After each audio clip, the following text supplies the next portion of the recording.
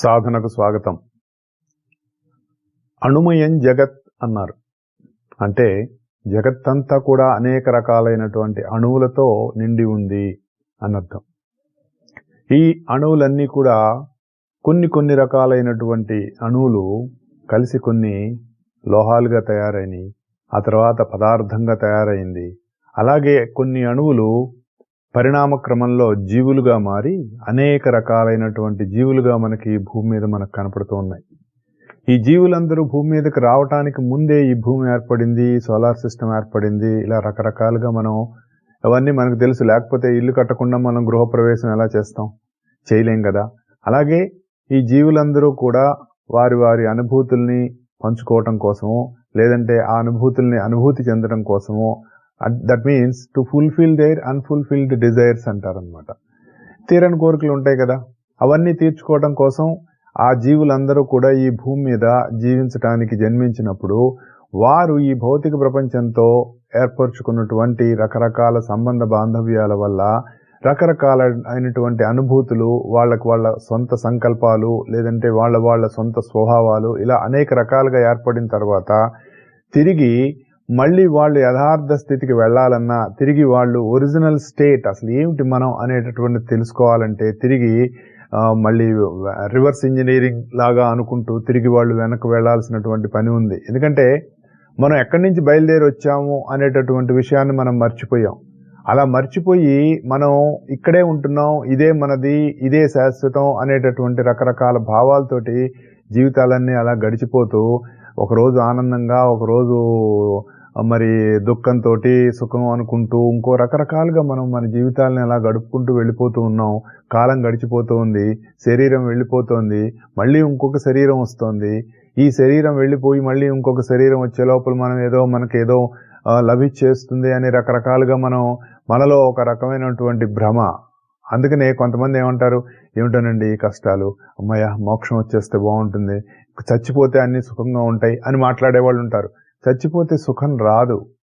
మళ్ళీ నువ్వు ఏ అనుభూతితోటి ఈ శరీరాన్ని వదిలేసావో తిరిగి అక్కడి నుంచి మళ్ళీ నీకు ప్రారంభం జరుగుతుంది.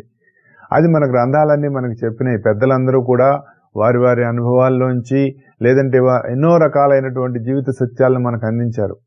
వాటిని మనం అందుకొని వాటిని మన జీవితంలోకి తెచ్చుకోవాల్సినటువంటి బాధ్యత ప్రతి ఒక్కరికి ఉంది. ఆ బాధ్యతలో అంశంగానే మనం కొన్ని విషయాలు మనం తెలుసుకుంటూ వాటి లోతుల్లోకి వెళుతూ కొన్ని వాటి డెఫినేషన్స్ ఇవా, ఇదంటే ఇదా అనేటటువంటి విషయం తెలుసుకొని దాన్ని మనలో బాగా తక్కించుకొని దాన్ని అనుభూతి చెంది అప్పుడు అలా మనకు ముందుకు వెళ్ళినప్పుడే మనకు దాంట్లో ఉన్నటువంటి అసలైనటువంటి జీవిత సారం అంటే ఏంటో మనకు తెలుస్తుంది. లేకపోతే ఊరికే ఒక సినిమా చూసి వచ్చినట్టే. ఈవెన్ కొన్ని సినిమాలు చూసిన తర్వాత కూడా ఒక అనుభూతి మిగులుతుంది, అది చాలా కాలం ఉంటుంది. అందులో చెప్పబడినటువంటి దాన్ని ఒక్కొక్కసారి మనం మన జీవితంలోకి తెచ్చుకున్నప్పుడు కూడా దాని నుంచి కొంత అనుభూతి అనేటటువంటిది మనకు మిగులుతూ ఉంటుంది. మనం అలా చెప్పుకుంటూ వెళ్తూ ఉన్నప్పుడు భగవద్గీతలోని ఆత్మ సంయమ యోగం గురించి మనం మాట్లాడుకుంటూ సుఖం అంటే ఏంటో కూడా మనం చెప్పుకున్నాం. సుఖం అంటే నిజానికి మన సుఖపడేవాడికి సంబంధించింది కానీ మన చుట్టూ ఉన్నటువంటి వస్తువులకు సంబంధించింది కాదు అని మనం తెలుసుకోవాలి. అది ఎలా తెలుస్తుంది? దానికి సంబంధించినటువంటి అనుభూతిలో మనం ఎక్కడ అనుభూతి చెందుతున్నామో అన్నది మనకు తెలియాలి. ఒక వస్తువు మనకు అనుభూతిస్తోందా, లేదంటే నీలో నువ్వు ఆ అనుభూతిని చెందుతున్నావా? సుఖం అనేటటువంటిది వస్తువులో ఉందా, నీలో ఉందా అన్నది మనకు తెలుసుకోవాలి. అది తెలుసుకోవాలి అంటే మనం యోగం అనేటటువంటి దాంట్లోకి మనం ప్రవేశించాలి. యోగం అంటే నువ్వు ఉన్న స్థితికి ఏమిటో తెలుసుకోవడానికి వెళ్ళేటటువంటి మార్గం. ఒకసారి చేసిన తర్వాత నువ్వు యోగం చెందిన తర్వాత ఇంకోటి చేయాల్సిన అవసరం ఏం లేదు. ఆ స్థితిలో నిరంతరం నిలబడటానికి మనం ప్రయత్నం చేస్తూ ఆ ప్రయత్నం మనం ఎప్పుడైతే సఫలీకృతం అవుతామో ఆ స్థితిలో అలా ఉండిపోవటం అనేటటువంటిది జరుగుతూ ఉంటుంది. అంటే ఏది పొందిన తర్వాత ఇంకొక దానిని కోరమో అదే సుఖం అని చెప్పేసి మనకు చెప్పారు. అటువంటి స్థితిలో ఉన్న వాడికి దుఃఖం అనేటటువంటిది కలగదు. అంటే రాదా అండి, వాడికి ఏం బాధలు ఉండవా అండి అని అనుకోవచ్చు మనం. బాధలు ఉంటాయి, కానీ వాడి జీవితంలో ఏదైనా దుఃఖ కారణమైనటువంటి సన్నివేశం వచ్చినా కూడా దానితోటి సంయోగం చెందడు, అంటే దానికి అతుక్కుపోడు. పూర్వకర్మ ఫలంగా అనేక దుఃఖ కారణాలు వస్తుండే. జీవితంలో దుఃఖాలు ఎందుకు వస్తాయండి ఒకసారి మనం ఆలోచిస్తే? మరి ఒక మనిషికి వచ్చినటువంటి దుఃఖం ఇంకొక మనిషికి రాదే? ఒక మనిషి పొందిన అనుభూతి ఒకే సందర్భంలో, పోనీ ఒకే సినిమా అనుకుందాం, సరదాగా ఒక ఎగ్జాంపుల్ తీసుకుందాం, ఒక సినిమా తీసుకుందాం. ఇద్దరు వ్యక్తులు సినిమాకి వెళ్ళారు, లేదంటే ఒక సినిమా హాల్ అంతా జనాలు ఉన్నారు. సినిమా హాల్లో ఉన్న వాళ్ళందరూ ఒకే రకమైన అనుభూతి చెందుతున్నారా? ఏదో ఒక దుఃఖ సన్నివేశం వచ్చింది, మన పక్కన ఉన్న వాళ్ళు కళ్ళు తుడుచుకుంటున్నారు, బాధపడుతున్నారు, కన్నీళ్లు గారుస్తున్నారు. ఇంకొకటి చూస్తే అనిపిస్తుంది, పిచ్చివేదాలు వాళ్ళని చూసి సినిమా రాది, సినిమా చూసి ఏడుస్తావేంటి, సిగ్గులేదా అని అనిపిస్తూ ఉంటుంది. మరి కొందరు అలా ఎందుకు ఫీల్ అవుతున్నారు, కొందరు ఇలా ఎందుకు ఫీల్ అవుతున్నారు అంటే వారి వారి సొంత అనుభవాల్లోంచి ఏర్పడినటువంటి అనుభూతి, వారు భౌతిక ప్రపంచంతో వాళ్ళు ఏర్పరచుకున్నవి కానీ, వారి వారి జీవితాల్లో జరిగిన సన్నివేశాలు కానీ, ఆ సన్నివేశంలో వాళ్ళు పొందినటువంటి అనుభూతులు కానీ, వీటన్నిటికీ కూడా అవన్నీ ట్రిగ్గర్ అవుతాయి. కానీ యోగి అయినటువంటి వాడు వాటిని ఏ సుఖమైనటువంటిది, లేదంటే ఆనందమైనటువంటిది, లేదంటే ఇలాంటి సన్నివేశమైనా కూడా తెర మీద ఒక సినిమా చూస్తూ ఏ విధంగా ఉంటున్నాము మనం, సినిమాలో ఒక క్యారెక్టర్ చనిపోయిందనుకోండి, కలుగుతుంది, బాధ కలగచ్చు, కలగకపోవచ్చు, అది వేరే విషయం. కానీ అది నీ కుటుంబంలోనే ఏదో జరిగినట్లుగా బాధపడేవాళ్ళు కొంతమంది ఉంటే, అది అలా కాని వాళ్ళు కొంతమంది ఉంటారు. అలా చూస్తారు అంతే సన్నివేశాన్ని. అది వాళ్ళు ఉన్న స్థితిని బట్టి మనకు అది మనం అర్థం చేసుకోవాలి. కొంతమంది గుండె బండ ఎవరా వాడు గుండె బండ ఎరా కనీసం చెల్లించడు అంటారు. అంటే వాడు దేనికి స్పందించని మనస్సు, అది కూడా కరెక్ట్ కాదు. స్పందించాల్సినటువంటి మనసు ప్రతి ఒక్కరికి ఉండాలి. అలా స్పందించే మనసు నీకు ఉన్నప్పుడు మాత్రమే నువ్వు మనిషి అవుతావు. జంతువులే స్పందిస్తున్నాయి కదా, ఒక చెట్టు స్పందించలేదు, కానీ ఒక జంతువు స్పందించగలదు, ఒక మనిషి స్పందించగలదు. ఆ స్పందించాల్సినటువంటి తత్వము మనిషిలో ఎందుకు ఉంది? మనిషికే ఎందుకు ఉంది? జంతువు కంటే కూడా మనిషికే ఎందుకు ఉంది? మనం ఎప్పుడన్నా ఆలోచించామా? ఎందుకంటే మనసు అనేటటువంటిది మేల్కాంచింది కాబట్టి. మేల్కాంచిన మనసు ఉన్నప్పుడు నీ చుట్టూ ఉన్న పరిసరాల్లో జరుగుతున్న దాన్ని కూడా నువ్వు అనుభవించి దానికి ప్రతిస్పందించగలిగేటటువంటి స్థితి నీకు ఉంది. కాబట్టి మనం ఎప్పుడైతే యోగత్వం అనేటటువంటి దాంట్లోకి వెళ్ళామో, అంటే జీవితంలో గతంలో మనం చెప్పుకున్నటువంటి అనేక రకాలైనటువంటి ప్రాథమిక అంశాలను మనం పూర్తి చేసుకుంటూ మాత్రమే ముందుకు వెళ్ళగలం, లేకపోతే వెళ్ళలేం.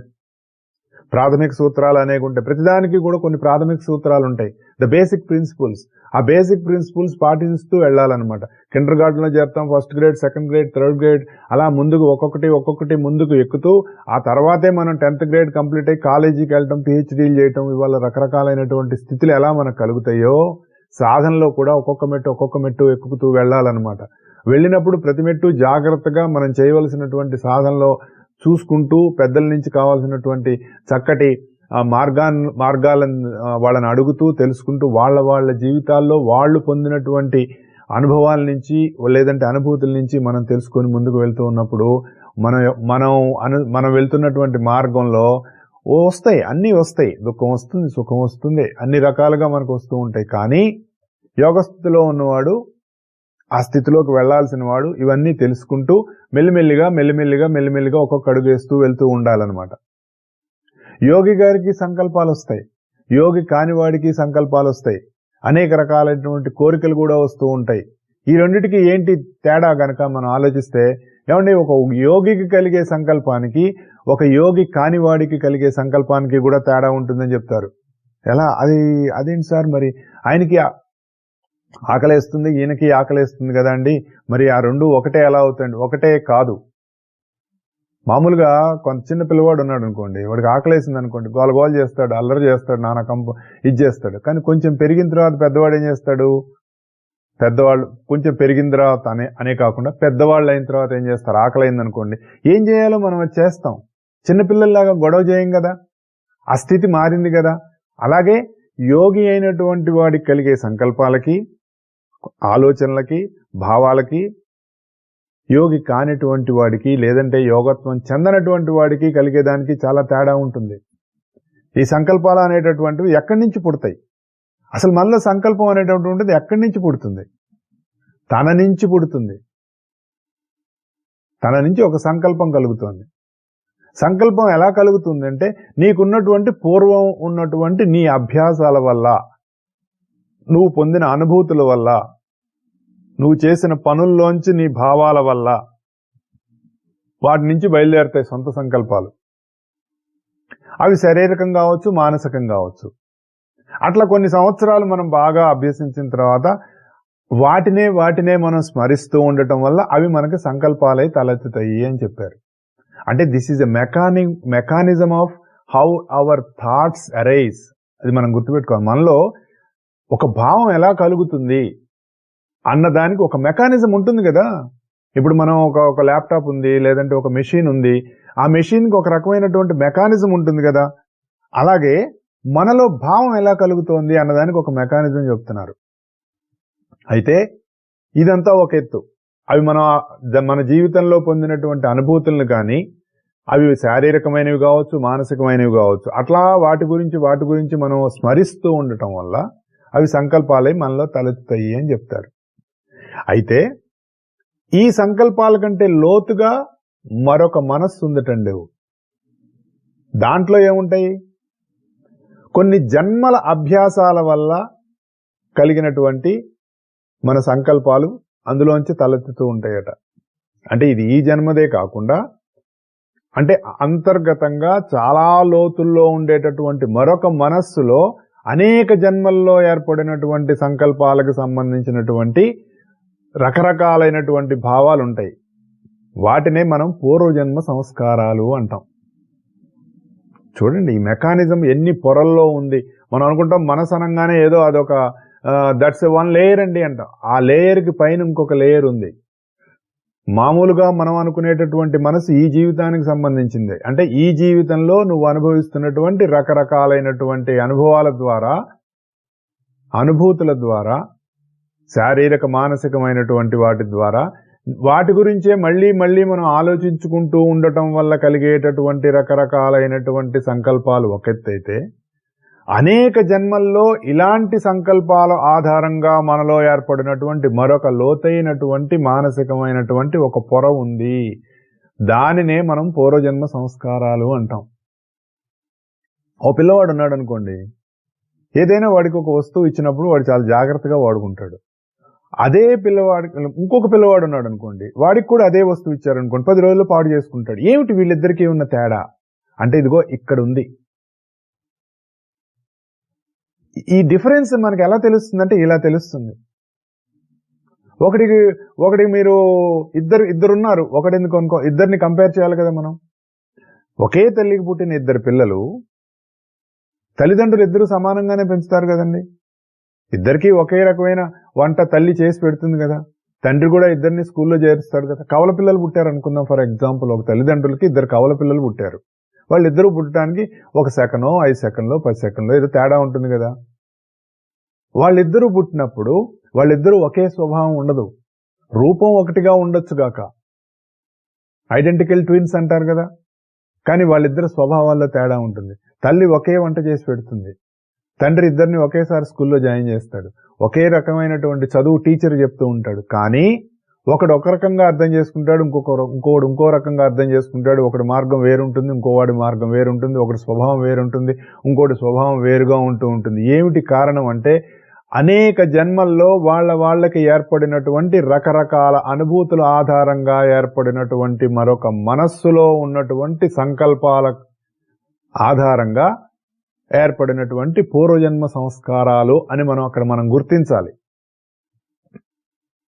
అయితే ఇక్కడ దానికి ఇంకోటి ఏం చెప్తున్నానంటే, దానికంటే లోతుగా ఇంకొక మనస్సు ఉందటండోయ్. చూడండి, అనదర్ లేయర్. మనం అనుకునే మనస్సు ఈ జన్మకు సంబంధించింది కాకుండా, మనలో అనేక జన్మ సంస్కారాలుగా అనేక జన్మల్లో ఏర్పడినటువంటి రకరకాలైనటువంటి అనుభూతుల కారణంగా ఉన్నటువంటి మరొక పొర ఉంటే, దానికి పైన మరొక పొర ఉందటండి.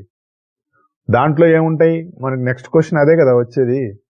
అసలు ఈ అభ్యాసం అనేటటువంటిది లేని టైంలో, అంటే దెర్ ఇస్ నో ఎక్స్పీరియన్సెస్, అంటే స్టేట్ ఆఫ్ అన్ఎక్స్పీరియన్స్ స్టేట్, అంటే అసలు ఎటువంటి భావం కానీ ఎటువంటి అభ్యాసం కానీ లేని ఒకానొక ప్యూర్ స్టేట్ ఆఫ్ మైండ్ ఉంటుందటండి. ఆ స్టేట్ ఆఫ్ మైండ్నే బుద్ధి అంటారట. అంటే మనం అనుకునేటటువంటి మనసు నుంచి, ఆ పూర్వజన్మ సంస్కారాల మనసు నుంచి ఈ ప్యూర్ స్టేట్ ఆఫ్ మైండ్లోకి ఎప్పుడు మనం వెళతామో, దాంట్లోకి మనకు ఒక రకమైనటువంటి మ్యాగ్నెటిక్ అట్రాక్షన్ అనేటటువంటిది జరగాలి. ఆ స్థితిలోకి మనం ఎప్పుడైతే మనం వెళ్తామో మనం బుద్ధిలోనికి ప్రవేశించినట్లు. అంటే ఏంటి, ఇప్పుడు మామూలుగా ఈ లెవెల్స్ కనుక మనం ఆలోచిస్తే, కింద ఒక ఫ్లోర్ ఉంది, దానిపైన ఇంకొక ఫ్లోర్ ఉంది, దానిపైన ఇంకొక ఫ్లోర్ ఉంది అనుకుందాం. మామూలుగా మనకి అన్ని ఫ్లోర్స్ లో కూడా మనకి వెలుతురు రావాలనుకోండి, అప్పుడు మనం లైట్ ఎక్కడ పెట్టుకోవాలి? ఒక చిన్న ఎగ్జాంపుల్, ఇప్పుడు మనకి స్టెయిర్ కేస్ ఉంటుందండి. స్టెయిర్ కేస్ ఉన్నప్పుడు 3 ఫ్లోర్స్ ఉన్నాయి. ఈ 3 ఫ్లోర్స్ లో మనకి స్టెయిర్ కేస్ మీద లైట్ కావాలి. లైట్ మనం ఎక్కడ పెట్టాలి? లోయర్ లెవెల్లో పెడతామా, మిడిల్ లెవెల్లో పెడతామా, హయ్యర్ లెవెల్లో పెడతామా? టాప్ ఫ్లోర్ లో గనక మనం లైట్ పెట్టుకుంటే ఆ లైట్ మిగిలిన అన్ని ఫ్లోర్స్ మీద కూడా రిఫ్లెక్ట్ అవుతుంది కదా. కింద ఫ్లోర్ లో కూడా మనకు మెట్లు కనపడతాయి. అంటే మల్టీ స్టోర్ బిల్డింగ్స్ ఉన్న వాళ్ళు కానీ, లేదంటే అపార్ట్మెంట్స్ లో ఉన్న వాళ్ళకి ఇది ఎగ్జాంపుల్ తెలుస్తుంది. అట్లాగే మనం ఎప్పుడైతే బుద్ధి అనేటటువంటి గదిలో మనం లైట్ వేసుకుంటామో, అలా లైట్ వేసుకోవటం కోసమే మనం చేసేటటువంటి యోగాభ్యాసం. అది గుర్తుపెట్టుకోవాలి. ఇంతేనా సార్, యోగాభ్యాసం అంటే ఏమీ లేదా, టాప్ ఫ్లోర్ లో లైట్ వేసుకోవటమేనా, కింద స్విచ్ చేసుకుంటే పైన లైట్ వెలుగుతుంది, పైన స్విచ్ చేసుకుంటే లైట్ వెలుగుతుంది, ఇంతేనా అని అనిపిస్తుంది. It's not such easy thing. అది తెలుసు మనకి, అంత ఈజీ కాదని. ఏదో మనం ఒక బిల్డింగ్ కట్టేసుకొని పైన ఒక ఫ్లోర్ కి 4 లైట్లు పెట్టేసుకొని పైనుంచి స్విచ్ చేసినా, కింద నుంచి స్విచ్ చేసినా, మిడిల్ ఫ్లోర్ లోంచి స్విచ్ చేసినా కూడా మనం లైట్లు వెలిగేటట్టుగా అరేంజ్ చేసుకుంటాం కదా. కానీ మరి మన జీవితంలో, మన మనస్సులో అనేక రకాలైనటువంటి పొరల్లో ఉన్నటువంటి అనేక రకాలైనటువంటి భావాలు, సంకల్పాలు, కోరికలు, మరి అనేక రకాలైనటువంటి సంస్కారాలు, వాడి మీద వీడి మీద మనకున్నటువంటి భావాలు, వాటిల్లోంచి బయటపడి దాటి ఆ టాప్ ఫ్లోర్కి మనం వెళ్ళి అక్కడ దీపం వెలిగించుకోవాలి అంటే మన సాధన ఎంత లెవెల్లో, ఏ రకంగా సాధన సాగితే మనం ముందుకు వెళ్తుందో ఒకసారి మనం ఆలోచిస్తే వామ్మో అనిపిస్తుంది. పెద్దవాళ్ళు ఏం చెప్తారంటే, ఒరేయ్ నువ్వు గుండెలు బాదుకొని వామ్మో నా వల్ల కాదు, నేను మెట్లెక్కలేను అని ఆలోచించడం కాదురా, అసలు ముందు స్టార్ట్ చేయమని చెప్తారు వాళ్ళు. నువ్వు కింద కూర్చున్నా కూడా నీకు వచ్చే భావాలు వస్తూనే ఉంటాయి, నువ్వు వాటిని ఆపలేవు కదా. కాబట్టి నువ్వేం చేస్తావు, నువ్వు స్టార్ట్ చేయి. నేను ఈ పని చెయ్యలేను అనేటటువంటి భావంలో ఉన్నప్పుడు నువ్వెప్పుడూ చేయలేవు, నువ్వు ముందుకు వెళ్ళలేవు. అందుకని ఏం చేయమంటారు, స్టార్ట్. ఒక అడుగు వేయి. ఒక అడుగు వేసినప్పుడు ఓటమి వస్తుంది, కష్టాలు వస్తాయి, నష్టాలు వస్తాయి, ఏడ్చేవులే అని అంటారు. కానీ నువ్వు ముందుకు వెళ్ళు అనేటటువంటిది మనకు పెద్దవాళ్ళు ఇచ్చారు. మనం జీవితంలో కూడా అనేక రకాలుగా మనం చూస్తూ ఉన్నాం. మొన్న దీన్నే మనం చాలా మంది చెప్తూ ఉంటారు కూడా, రేయ్ ఇనిషియల్ గా ఎప్పుడైనా కష్టాలు వస్తాయి, వ్యాపారం పెట్టావు ఒడిదుడుకులు వస్తాయి. ఫర్ ఎగ్జాంపుల్ మనం ఫ్లైట్ ఎక్కామండి, ఫ్లైట్ ఎక్కినప్పుడు ఫ్లైట్ టేక్ ఆఫ్ అవుతుంది, టేక్ ఆఫ్ అయినప్పుడు టర్బులెన్స్ ఉంటుంది కదా, దాన్ని టేక్ ఆఫ్ టర్బులెన్స్ అంటారు. ఒక స్టేట్ కి వెళ్ళిన తర్వాత, ఒక స్టెబిలిటీ వచ్చిన తర్వాత దాన్ని క్రూజ్ లో పెట్టేస్తే అదే లెవెల్లో అదే స్పీడ్ లో అలా వెళ్ళిపోతూ ఉంటుంది. కానీ ఆ స్థితిలో అది నిలబడాలి అంటే అది భూమి మీద ఉన్నప్పుడు కంటే చాలా ఎఫర్ట్ పెట్టాలి, అంతే కదా, మనకు తెలిసిందే కదా ఆ విషయం. ఇది కూడా అంతే. సాధన అనేటటువంటిది కూడా ముందుగా మనం ప్రారంభించినప్పుడు మనకు రకరకాలుగా వస్తూ ఉంటాయి, కానీ వాటిని మనం దాటుకుంటూ ఎలాగైతే మనం గ్రౌండ్ ఫ్లోర్ లోంచి సెకండ్ ఫ్లోర్ నుంచి మరి టాప్ ఫ్లోర్ కి మనం ఎలాగైతే మన వెళ్తూ ఉంటామో, ఇక్కడ ఏం లిఫ్ట్స్ లేవండోయ్, గుర్తుపెట్టుకోవాలి. లిఫ్ట్ అనేటటువంటిది ఎప్పుడు వస్తుందో తెలుసా మీకు? మామూలుగా మనం గ్రౌండ్ ఫ్లోర్ లో ఎక్కి లిఫ్ట్ నొక్కి టాప్ ఫ్లోర్కి వెళ్ళిపోతూ ఉంటాం. సాధనలో లిఫ్ట్స్ ఏం ఉండవు, మనం ఒక్కొక్క మెట్టు ఎక్కాల్సిందే. ఇప్పుడు తిరుపతి వెళ్తున్నాం, తిరుపతి కొండ మీదకి వెళ్ళటానికి మనం రోప్ వే పెట్టుకున్నాం, ఓకే ఇక్కడ ఎక్కుతాం, అక్కడికి వెళ్ళిపోతాం. ఫ్లైట్కి వెళ్ళాం అనుకోండి, మీరు ఎగ్జాంపుల్ ఎక్కడో రేణిగుంటలో దిగి అక్కడి నుంచి బస్సు ఎక్కి పైకి వెళ్తున్నాం మనం కదా, లేదంటే అలిపిరి దగ్గర దిగి అక్కడి నుంచి మెట్లు ఎక్కుంటూ వెళ్తున్నాం. లేదు సార్ నేను హెలికాప్టర్లో వెళ్ళి అక్కడి నుంచి దూకుతా అంటే ఇంక దూకితే దేవుడి దగ్గరికి డైరెక్టే, ఇంకా అక్కడి నుంచి ఎందుకు దూకటం. అంటే సాధన అనేటటువంటిది మెల్లిమెల్లిగా ఒక్కొక్క అడుగు బేబీ స్టెప్స్ లాగా వేసుకుంటూ నడక నేర్చుకొని తర్వాత పరిగెత్తడం అనేటటువంటి, అప్పుడు కూడా పరిగెత్తకూడదు. సాధనలో పరిగెత్తడం అన్నది ఎప్పుడూ లేదు, ఎప్పుడూ నడకే, ఒక్కొక్క మెట్టు ఎక్కుతూ వెళుతూ ఉండటమే. ఎందుకంటే ఎలాగైతే ఒక విమానం ఒక 40,000 అడుగులకు వెళ్ళిన తర్వాత అందులో ఉండటానికి ఎంత ఎఫర్ట్ పెడుతుందో ఆ స్థితిలో ఉండటానికి, ఒక యోగ సాధకుడు యోగంలో ఇంకా ఇంకా అలా పైకి వెళ్ళిన తర్వాత ఆ స్థితిలో ఉండటానికి చాలా జాగ్రత్తగా ఉండాలి. లేకపోతే కొంచెం తేడా జరిగినా కూడా జారి పట్టడానికి అవకాశం ఉంటుంది. మనం చూసాం కదా, మనకి సింగపూర్ ఎయిర్లైన్స్ టర్బులెన్స్ వచ్చింది. 6,000 అడుగులు టప్పును పడిపోయింది ఒకసారి. 40,000 అడుగుల ఎత్తులోంచి మరి 31,000 లేదంటే మరి 38, 32కో ఎక్కడికో 3 నిమిషాల్లో టర్బులెన్స్ లో జారి పడిపోయింది. అప్పుడు ఆ సందర్భంలో లోపల ఉన్న వాళ్ళకి ఎన్ని దెబ్బలు తగిలినాయి పాపం. ఒక ఆయన అయితే చనిపోవటం కూడా జరిగింది. అంటే ఆ స్థితికి వెళ్ళినా కూడా జాగ్రత్తగా ఉండాల్సిన అవసరం ఉంది. ఎందుకు? ఎన్విరాన్మెంట్ లో నిన్ను ఎప్పుడైనా ఎక్కడైనా జారి పడేయటానికి కావలసినటువంటి పరిస్థితులు రావచ్చు. You have to be more alert in that situation. అయితే ఆ ఫ్లైట్ లో ఏం చెప్పారంటే, కొంతమంది సీట్ బెల్ట్ పెట్టుకున్న వాళ్ళకి ఏం కాలేదండి, పెట్టుకుని వాళ్ళు ఎగిరిపడ్డారు అని చెప్పారు. చూడండి, వీటన్నిటిని మన జీవితంలో మనం గనక ఒకసారి కొరిలేట్ చేసుకొని గనక మనం వాటిని వీటిని గనక ఒకసారి బేరీజ్ వేసుకుంటే మనకి చాలా విషయాలు తెలుస్తూ ఉంటాయి. అంతే కదా? కాబట్టి యోగ సాధనలో నేను చాలా యోగత్వం చెందిపోయాను, నా అంతటి వాళ్ళు లేడు, నాకు దైవ సాక్షాత్కారం జరిగింది, ఇలా చెప్తూ ఉంటారు కొంతమంది. నిజమైనటువంటి యోగులు లేదంటే జీవితంలో నిజంగా యోగ స్థితికి వెళ్ళినటువంటి వాళ్ళు, ఆత్మానుభూతి పొందినటువంటి వాళ్ళు, నేను అనేటటువంటి స్థితిలో నిరంతరం ఉండేటటువంటి వాళ్ళు, లేదా సమాధి అనేటటువంటి స్థితిలో ఉన్నటువంటి వాళ్ళు, నాకు దైవ సాక్షాత్కారం జరిగింది, నేను దేవుణ్ణి, నా అంతటి వాణ్ణి, వాళ్ళు ఎప్పుడూ చెప్పలేదండి. గుర్తుపెట్టుకోండి. రమణ మహర్షి గారు ఎప్పుడైనా నేను సాక్షాత్తు దైవ స్వరూపుణ్ణి అని చెప్పారా? రామకృష్ణ పరమహంస గారు చెప్పారా? ఎవరన్నా చెప్పారా? ఎవరూ చెప్పలు. వాళ్ళు అలా ఉన్నారంతే. కానీ అక్కడికి వెళ్ళిన వాళ్ళందరూ ఆకర్షింపబడ్డారు. ఒక అయస్కాంతం అక్కడ పెట్టుంటే ఎట్లా అయితే ఆ విసినిటీలోకి వచ్చినటువంటి ఇనుప ముక్కలన్నీ వెళ్ళి టప్ టప్ అని కొట్టేసుకుంటాయో, వాళ్ళు ఆ స్థితిలో ఉన్నప్పుడు మనం అక్కడికి వెళ్ళినప్పుడు హాయిగా అనిపిస్తుంది. రమణ మహర్షి గారి ఆశ్రమానికి వెళ్ళి అక్కడికి వెళ్ళి కూర్చుంటే నీ మనసు అంటే ఈ పొరలన్నీ కరిగిపోతాయి. ఇందాక చెప్పుకున్నాం కదా మనం, నీ పొరలన్నీ కరిగిపోయి టాప్ ఫ్లోర్కి వెళ్ళిపోతావు నువ్వు. వాళ్ళు వెళ్ళిపోయినప్పుడు మనకు ఏమనిపిస్తుంది అంటే హాయిగా అనిపిస్తుంది. ఏమిటోనండి, ఆయన సమాధి దగ్గరికి వెళ్ళి అలా కళ్ళు మూసుకొని కూర్చుంటే ఏమిటో ఈ బాధలు బాదరబందీలు అన్నీ కూడా మర్చిపోయి ప్రశాంతంగా ఉన్నాం, అలాగే ఉండిపోతే బాగుండి అనిపిస్తుంది. కానీ ఉండలేం కదా, మళ్ళీ మనం మన ఉద్యోగాలు సంసారాలు అన్నీ గుర్తొచ్చిన తర్వాత మళ్ళీ బయటకు వచ్చేస్తాం, మళ్ళీ మామూలే. అంటే నువ్వు ఎంతకాలం అయితే టాప్ ఫ్లోర్లో కూర్చొని ఉంటావో అంతకాలం నువ్వు ప్రశాంతంగా ఉంటావు. ఎందుకు ప్రశాంతంగా ఉంటావు? టాప్ ఫ్లోర్ అనేటటువంటిది ఒక ఓపెన్ స్పేస్. ఆ ఓపెన్ స్పేస్ లో నువ్వు కూర్చోవటం వల్ల కావలసినంత గాలి, వెలుతురు, ప్రశాంతత అనేటటువంటిది మనకు దొరుకుతుంది. ఇప్పుడు గదిలో కూర్చొని వర్క్ చేస్తున్నాడు అనుకోండి, 5 గంటలు 6 గంటలు సీట్లోంచి లేవకుండా అలా ఒకసారి బయటికి వెళ్ళిపోతే ప్రశాంతంగా ఆ ప్రకృతిలో నిలబడి గాలి పీలిస్తే ఎలా అనిపిస్తుంది? అబ్బా హాయిగా ఉంది అనిపిస్తుంది కదా. ఇది కూడా అంతే. ఇక్కడ భగవంతుడు మనకి భగవద్గీతలో మనకి ఏం చెప్తున్నాడంటే, నీలో అనేక రకాలైనటువంటి సంకల్పాలు వస్తూనే ఉంటాయి, వాటిని నువ్వేం చేయలేవు. ఆ సంకల్పాలకి కారణం ఏంటంటే నువ్వు నీ మనసుల్లో అనేక రకాలైనటువంటి జన్మల్లో ఏర్పరచుకున్నటువంటి రకరకాలైనటువంటి అనుభూతుల కారణంగా నీలో వస్తూ ఉంటాయి.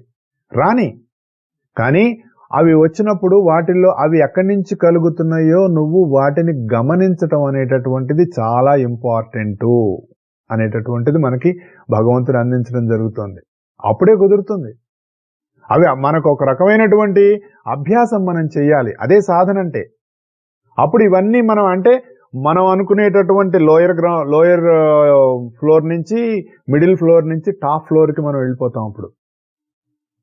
అప్పుడు దాన్నే బుద్ధిలోకి కరిగిపోవటం అని చెప్తారు. యోగాభ్యాసంలో యోగి అయినటువంటి వాడు బుద్ధిలోకి కరిగిపోతాడు.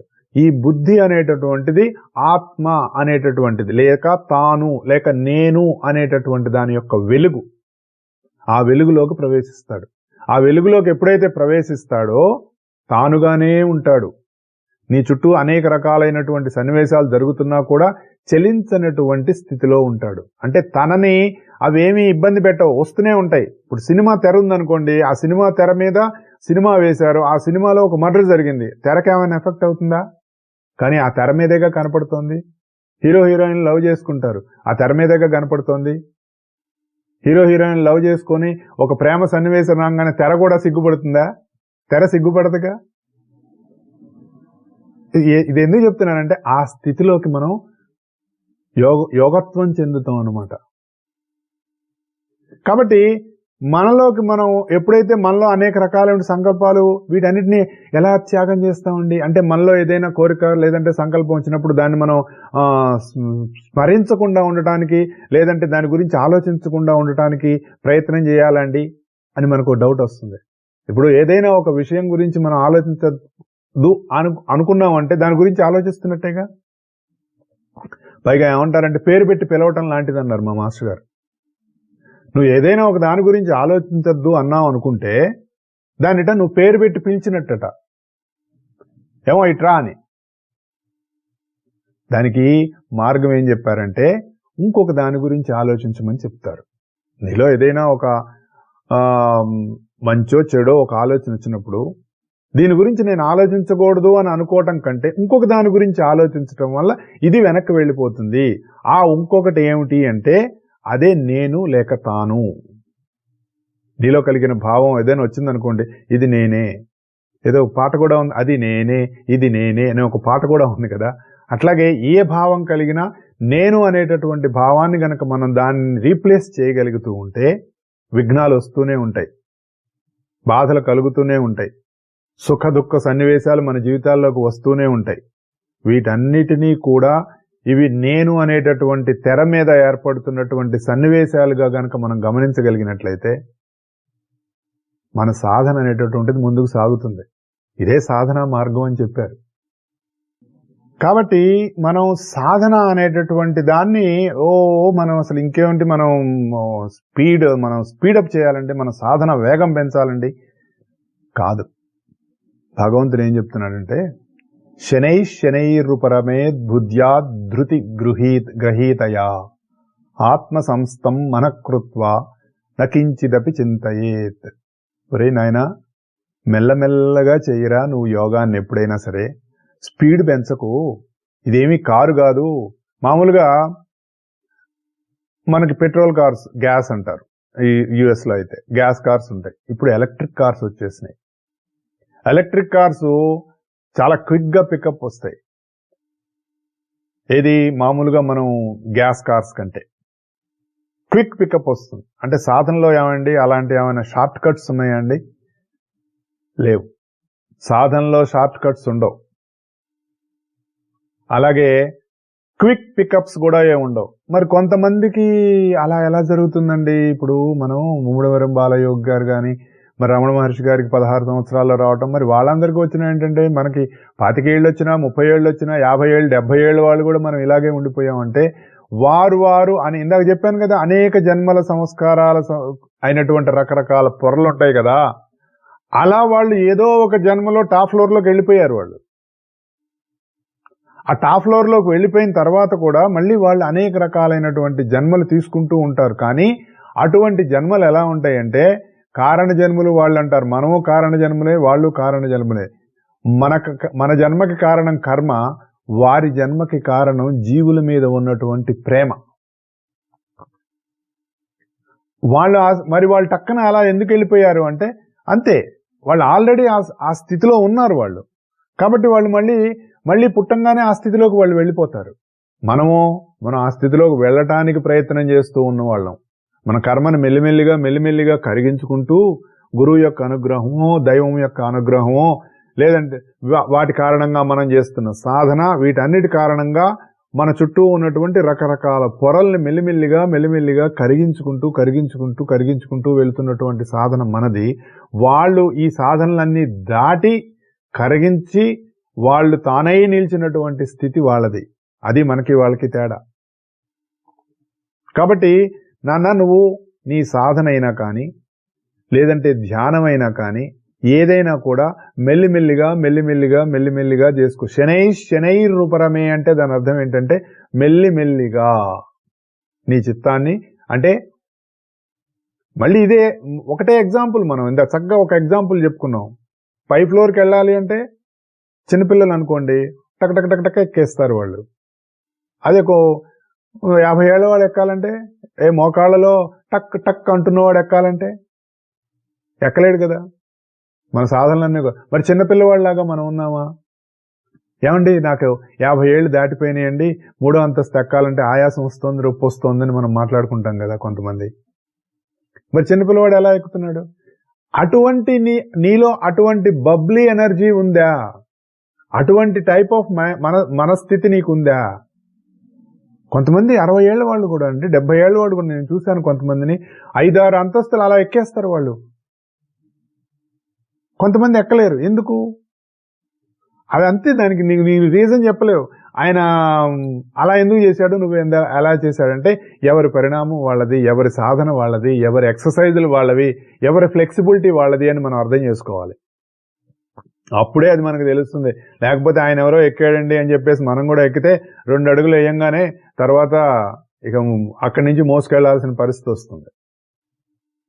కాబట్టి సాధన అనేటటువంటిది శారీరకంగా ఉంటుంది, మానసికంగా ఉంటుంది. కాబట్టి దానిని నువ్వు సాధించాలి అంటే మెల్లిమెల్లిగా ఎప్పుడూ చెప్పుకున్నట్టే బేబీ స్టెప్స్.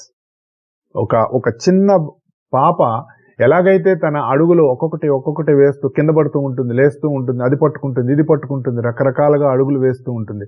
తర్వాత మెల్లిమెల్లిగా ఎలా నడుస్తుందో సాధనలో ఒకవేళ నడకొచ్చేసిందండి, ఇవి చెప్పుకోవాలి మనం, ఇంకొక వేరే కొత్తవే ఉండవు. నడకొచ్చేసింది, నేను బాగా నడవగలుగుతున్నా, పరిగెత్తగలుగుతున్నా, నా ఇష్టం వచ్చినట్టు చేస్తే ఏమవుతుంది? అప్పుడు కూడా మోకాళ్ళకో కాళ్ళకో వేళ్లకో ఎక్కడో అక్కడ దెబ్బలు తగులుతాయా? నా ఇష్టం వచ్చినట్టు నడుస్తాను అని అనుకున్నాం అనుకోండి, ఈ కాలు ఆ కాలుకి తగిలింది అనుకోండి, ఫర్ ఎగ్జాంపుల్, నడుస్తున్నప్పుడు కింద పడతాంగా, పిల్లలైనా పెద్దవాళ్ళైనా ఎవరైనా. కాబట్టి నడక అనేటటువంటిది ఎంత జాగ్రత్తగా ఉండాలో. నడక వేరు, నడత వేరు. నడత అంటే నీ ప్రవర్తన, నడకంటే నువ్వు కాళ్ళతో నడిచేది. చూడండి తెలుగులో ఎంత చక్కటి పదాలు ఉన్నాయో. నడక వేరు, నడత వేరు. ఈ రెండింటిని మనం ఎలా అయితే జాగ్రత్తగా ఉండాలో, మెల్లిమెల్లిగా ఉండాలో, చక్కగా ఒక మాల కట్టినట్టు ఉండాలో. పూలు మాల కట్టడం అంటే దానికి చక్కటి నైపుణ్యం ఉండాలి, కౌశలం ఉండాలి. అలా మనం మన జీవితంలో మెల్లిమెల్లిగా చిన్నగా మన సాధన వెళ్తూ ఉన్నప్పుడు నువ్వు నీ మనస్సుని బుద్ధి లోకంలోకి, బుద్ధి అనేటటువంటి ఆ గదిలోకి నువ్వు గనక ప్రవేశించగలిగితే ఈ స్టెప్లన్నీ దాటి, అప్పుడు నీకేమవుతుందంటే నీలో ఉన్నటువంటి ఒక చక్కటి స్టేబుల్ స్థితి అనేటటువంటిది వస్తుంది. ఎందుకంటే బుద్ధి అనేటటువంటిది స్థిరమైనది, మనసు అనేటటువంటిది చంచలమైనది. బుద్ధిలో కూర్చున్న వాడికి ఇవేమీ కూడా అంటవు అని చెప్పాము, తెరలాగా ఉంటాడు వాడు అనుకున్నాం. అయితే మరి ఈ స్థితిని మనం ఎట్లా పొందుతాం? మరి మనస్సును గమనించమన్నారు కదండి. ధ్యానంలో కూర్చొని కళ్ళు మూసుకున్నప్పుడు మనం గాలి పీల్చి వదులుతూ మనం మనసును గమనిస్తూ, మనసును తీసుకెళ్లి శ్వాస మీద పెట్టమన్నారు. మనం గమనిస్తూ ఉన్నాం. కానీ మరి మనలో అనేక రకాలైనటువంటి భావాలు పుడుతున్నాయి. వాడెవడో తిట్టాడు, అది గుర్తొచ్చింది. మరి వీడెవడో పొగిడాడు, వాడు గుర్తొచ్చింది. ఇంకొకటికి ఎవడో అప్పిచ్చాము, మరి వాడు మనకి తిరిగి ఇవ్వలేదు, గుర్తొచ్చింది. మరి బాస్ తిట్టాడు, గుర్తొచ్చింది. లేదా సడన్ గా మనం మర్చిపోయిన పని గుర్తొచ్చింది. ఇలా రకరకాలైనటువంటి భావాలు మనలో పుడుతున్నప్పుడు, ఏది ధ్యానంలో కూర్చున్నప్పుడు, మరి ఏదైనా దాని గురించి ఆలోచిస్తే ఏం చేస్తుంది? అది నిన్ను కిడ్నాప్ చేస్తుంది. Your thought kidnapping you. అప్పుడు నువ్వేమవుతున్నావు? గోవిందా, నువ్వు కూర్చున్న పర్పస్ పోయింది. అంటే భావాల వెంట మనం పరిగెత్తిపోతే ఏకాగ్రత కలగదు, కలిగేది భావాగ్రత అని చెప్పారు. భావాల వెంట వెళ్ళిపోతే నీకు ఏకాగ్రత కలగదు, కలిగేది భావాగ్రత. అంటే భావాల మీద ఒక రకమైనటువంటి ఉగ్రత్వం. ఒక్కొక్కసారి ఏమవుతుందంటే మనం ఏం ధ్యానం చేస్తున్నాం అన్న విషయం కూడా మర్చిపోయి లోపల ఎవరినో తిట్టేస్తూ ఉంటాం మనం. ఇంకేముంది, అయిపోయింది, గోవిందా. భావాగ్రత అంటే 1 నుంచి 100 పుడుతూ ఉంటాయి, నిన్ను బయటికి లాగేస్తూ ఉంటాయి. ఇది ఏకాగ్రతకు వ్యతిరేకం అని చెప్పారు. భావాగ్రత ఏకాగ్రతకు వ్యతిరేకం. అంటే దానికి ఎగ్జాంపుల్ ఇంకోటి ఏం చెప్పారంటే మా గురుగారు, మనం చీకట్లో వెళ్తున్నప్పుడు ఒక టార్చ్ లైట్ వేసాం అనుకోండి, వెలిగిస్తే ఏమవుతుంది? మనం ఆ లైట్ ఎంక చూసాం, టార్చ్ లైటు ఊరికే నీకు దగ్గరలో వేసుకుంటే ఏమవుతుంది? కావాల్సినంత వెలుగంతా అక్కడ కనపడుతుంది. కానీ అలా మనం ఏం చేసామంటే దారి పొడుగున వేసేసాం. అప్పుడు ఏమవుతుంది, పోను ఆ లైట్ బాగా వైడ్ అయిపోతుంది, వెడల్పుగా అయిపోతుంది. అప్పుడు ఏమైపోతుంది, నువ్వు అనుకున్నంత నీ టార్చ్ లైటు నీ పక్కన వేసుకున్నప్పుడు ఉన్నంత వెలుగు నువ్వు అలా వేసినప్పుడు రాదు. అంటే లైట్ అంతా డైల్యూట్ అయిపోయింది. అవునా? ఎగ్జాంపుల్ ట్రై చేసి చూడండి. ఒక చీకట్లో నువ్వు అట్లా లైట్ అంక చూసేసావు అనుకోండి, మీరు ఎక్కడికో దారిలో ఉన్న లైట్ అంతా వేసేసాము, ఆ లైట్ అంక చూసాం అనుకోండి, కిరణాలన్నీ కూడా, ఈ లైట్ రేస్ అన్నీ కూడా స్కాటర్ అయిపోతాయి. అవునా? అలా జరిగినప్పుడు ఏమవుతుంది, డిస్ట్రాక్షన్ వచ్చేసింది. కాన్సన్ట్రేషన్ ఎక్కడుంది? నీ దగ్గరలో వేసుకుంటే లైట్ కాన్సన్ట్రేషన్ ఉంటుంది. అందుకని ఏం చెప్తారంటే, నీ దగ్గరలోనూ వేసుకోవద్దు, దూరం వేసుకోవద్దురా, అసలు ఈ లైట్ ఎక్కడ పుడుతుందో అక్కడ చూడమని చెప్పారండి. అది మనం ఆలోచించాల్సింది. అంటే బుద్ధితో మనస్సుని పట్టుకోవాలి, కానీ మనస్సులో వచ్చేటటువంటి భావాలతో నువ్వు మనస్సుని పట్టుకోలేవు. అది మనకిచ్చినటువంటి అండర్లయింగ్ థింగ్. ఏదైనా ఏం చెప్తున్నారంటే, టాప్ ఫ్లోర్ పై కూర్చోరా నీకు అని చెప్తున్నారు. అక్కడ పట్టుకుంటే కింద ఫ్లోర్లన్నీ కనపడతాయి. పైనుంచి కిందకి చూడటం ఈజీ, కానీ కింద నుంచి పైకి ఎంతసేపు చూస్తావు? మెండెప్పి రాదు. ఒక నిమిషం చూసి తింపేస్తాం. అదే పైనుంచి కిందకి చూడాలంటే చూడొచ్చు. అందుకని ఏం చెప్తున్నారంటే, నువ్వు బుద్ధిలోకంలోకి ఎప్పుడైతే ప్రవేశిస్తావో నీ మనసు నీ మాట వింటుంది. అంటే నువ్వు స్కాటర్ అయిపోయినటువంటి లైట్ రేస్ వంక చూడకుండా అసలు ఆ లైట్ ఎక్కడ పుడుతోంది అనేటటువంటి ప్లేస్లో నువ్వు చూస్తున్నావు. మరైతే ఈ భావాల గురించి ఆలోచించడం ఎలా మానాలండి? ఇది కూడా ఆలోచించవాలి కదా. మనసులో ఇందాక ఎట్లయితే లైట్, సోర్స్ ఆఫ్ లైట్ని మనం చూడమున్నామో, నీ మనసులో ఎక్కడ భావాలు కలుగుతున్నాయో అక్కడ చూసుకుంటూ ఉండాలి. అది సాధన. దీనికోసం నీకు కావాల్సింది ఏం చెప్పారంటే, నాన్న ఓపిక అనేటటువంటిది చాలా అవసరం ఉందిరా, నీకు చాలా ఓపికగా ఉండాలి నువ్వు అని చెప్తున్నారు. అంటే సాధన అనేటటువంటిది చాలా ఓపికతో సాగాలి, చాలా ఓర్పు కావాలి, సహనం కావాలి. అది లేకపోతే సాగదు. అంటే మనం అడుగులు వేస్తున్నప్పుడు, ఆ అడుగుల్లో తడబాటు ఉంటున్నప్పుడు జాగ్రత్తగా మనల్ని మనం గమనించుకుంటూ, ఆ గమనికలో ఎక్కడ పొరపాట్లు జరుగుతున్నాయో చూసుకుంటూ, సర్దుకుంటూ మళ్ళీ మన నడక ముందుకు సాగిస్తూ ఉండాలి. ట్రాన్సెండెంటల్ మెడిటేషన్లో జాయిన్ అయ్యానండి, 6 నెలలు అయింది, ఏమీ జరగలేదండి అన్నాం అనుకో, జరగదు. యోగాభ్యాసం చేసేవాడు కానీ, ధ్యానం చేసేవాడు కానీ గుర్తుపెట్టుకోవాల్సిన అతి ముఖ్యమైన విషయం ఏంటంటే, నీకు ఇందులో ఏమీ రాదు, ఉన్నది పోతుంది. నీ చుట్టూ ఉన్నటువంటి రకరకాల పొరలు, రకరకాల భావాలు, రకరకాల ఆవేశాలు ఇవన్నీ మెల్లిగా కరిగిపోతాయండి. అన్నీ పోయేవే. ఎందుకంటే వచ్చేదేం లేదు, అన్నీ మనం తెచ్చిపెట్టేసుకున్నాం. మన చుట్టూ రకరకాల గోడలు కట్టేసుకున్నాం. ఇప్పుడు మనం గోడలు బద్దలు కొట్టుకోవడమే యోగాభ్యాసం. ఆ గోడలు బద్దలు కొట్టుకోవాలంటే ఒక్కసారి బద్దలు కొట్టుకున్నావు అనుకో, నువ్వు కూడా ఉండవు, నీ శరీరం కూడా ఉండదు. మెల్లిమెల్లిగా చేయాలి. ఇప్పుడు ఒకని జైల్లో పెట్టారండి, ఆ జైల్లోంచి తప్పించుకోవాలి. వాడు ఎలా తప్పించుకుంటాడు? మనం అనేక సినిమాల్లో కూడా మనం చూస్తాం.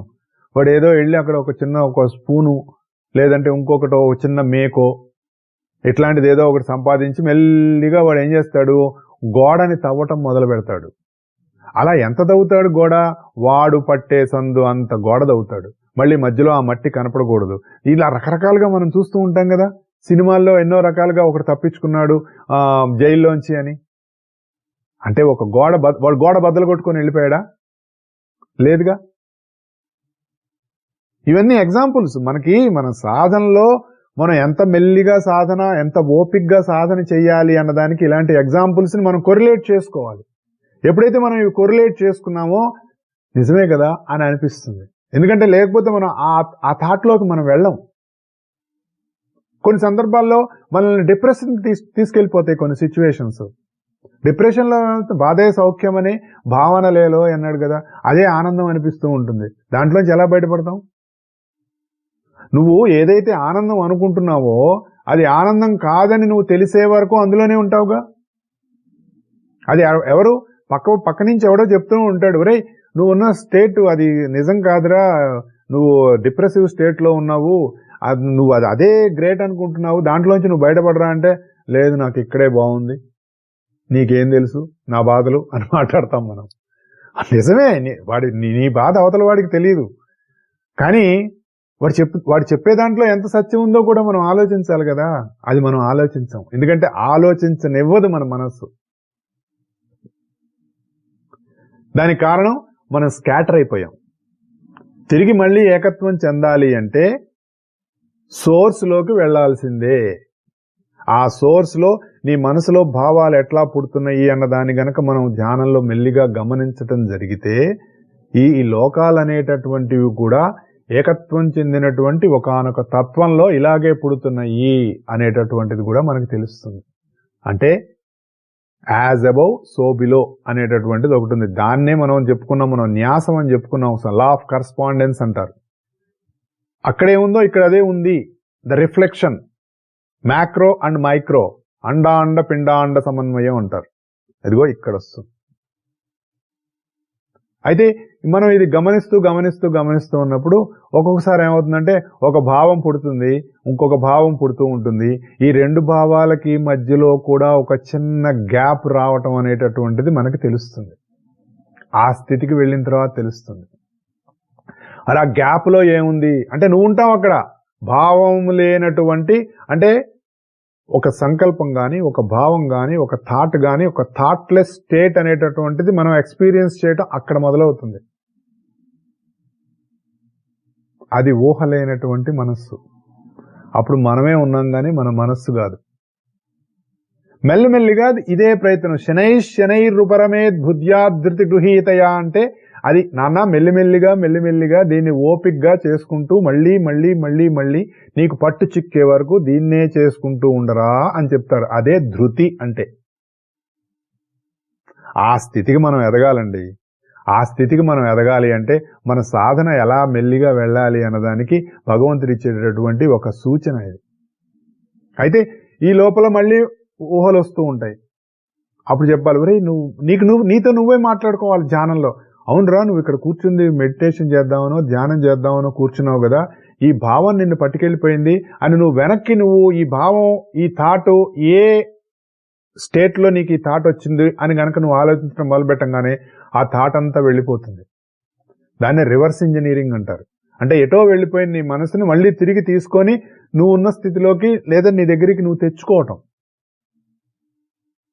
ఇప్పుడు కొంతమంది కుక్కకి ఒక తాడు కట్టి నడిపించుకొని వెళ్తూ ఉంటారు, వాకింగ్ చేస్తూ ఉంటారు, చూస్తుంటాం కదా మనం. అది ఎలా ఉంటుంది? ఒక తాడు కాదు అది ఒక రిట్రాక్టబుల్ తాడు. అది వీళ్ళ చేతిలో ఒక చిన్న బాక్స్ ఉంటుంది.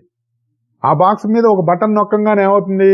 ఆ కుక్క వెళ్ళగలిగినంత దూరం వెళ్తుంది. ఎంత దూరం వెళ్తుంది? అది ఈ తాడు ఎంత దూరం దాన్ని తీసుకువెళ్తుందో అంత దూరం వెళ్తుంది, వదిలేస్తుంది.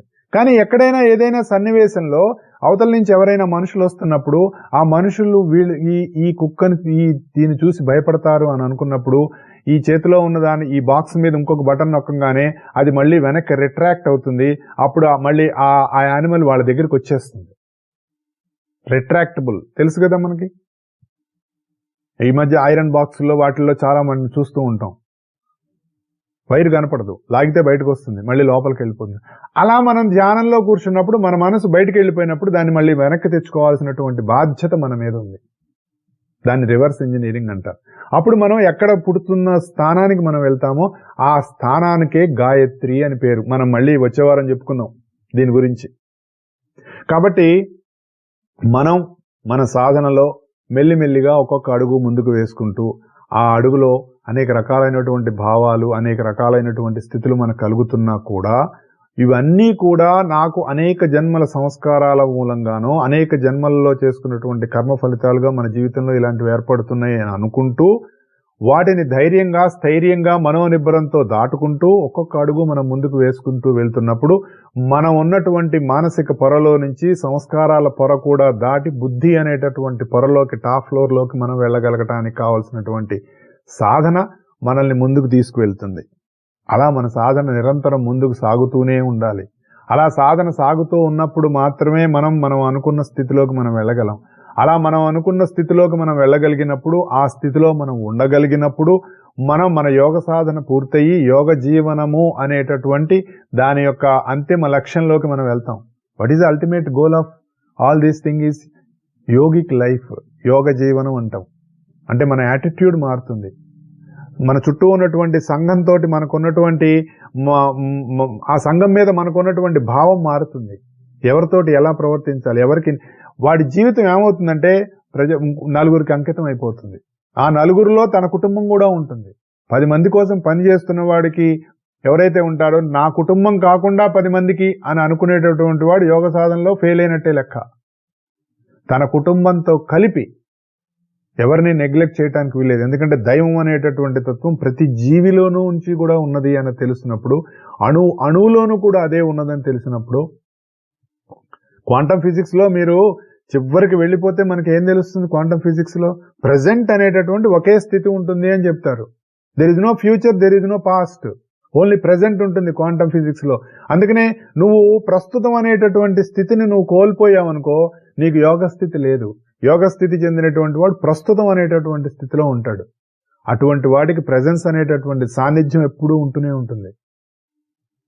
If you live in present you are in the presence. సాన్నిధ్యం ఎప్పుడు దొరుకుతుందంటే నువ్వు ప్రస్తుతంలో ఉన్నప్పుడు దొరుకుతుంది.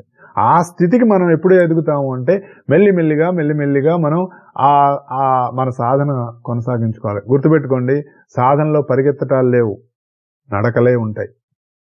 అది యోగ స్థితి చెందినవాడైనా సరే పరిగెత్తడు, ఇంకా జాగ్రత్తగా ఉంటాడు. ఇంకా మనం ముందుగా సాధారణంగా మనం సాధన ప్రారంభించినప్పుడు, లేదంటే మనం ఇక్కడి నుంచి మనం కొంత సాధన చేద్దామని అనుకున్నప్పుడు మనం ఏదో రకరకాలుగా దీనికంటే అది బెటర్ ఏమో, దానికంటే అది బెటర్ ఏమో అని మనం ఆలోచిస్తాం. కానీ ఒకసారి సాధనలో ముందుకు వెళ్ళిన వాడు ఏం చేస్తాడో తెలుసా? ఆ స్థితిలోనే ఉండటానికి ప్రయత్నం చేస్తాడు. ఆ స్థితిలో ఉండాలి అంటే ఇంకా చాలా జాగ్రత్తగా ఉండాలి, మోర్ అలర్ట్ కావాలి.